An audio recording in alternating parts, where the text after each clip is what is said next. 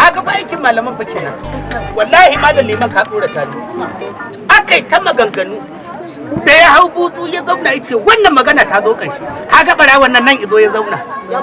Allah ya saka ma da Allah ya taimake ka kakan Allah ya saka ma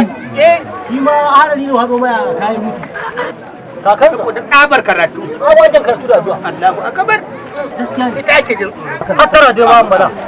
lafiya man bala Allah baka nasara amma sallama wani abu ce a ce man bala bayan kwanaki ne sai mu fita a guje irin wannan zuwa a gujen ka fada a fada malam bala dan Allah ka daina mana irin wannan wato na zo yalla da akan magana gona ta gabar da gari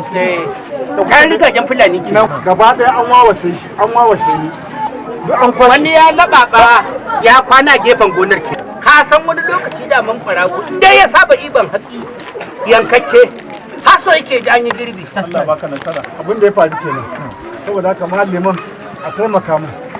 wannan matsalar ka kawo ta daidai lokacin da za a yanke na'am malam liman gashi nan a zaune ya taimake mu kuma shi ma Allah ya taimake shi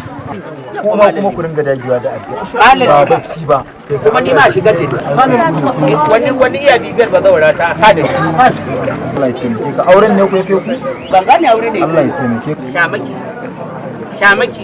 ka ki magana kai ba ka da wani aiki sai dai ka ji an ci a duka ko wata rabon da ya ware kai za a zane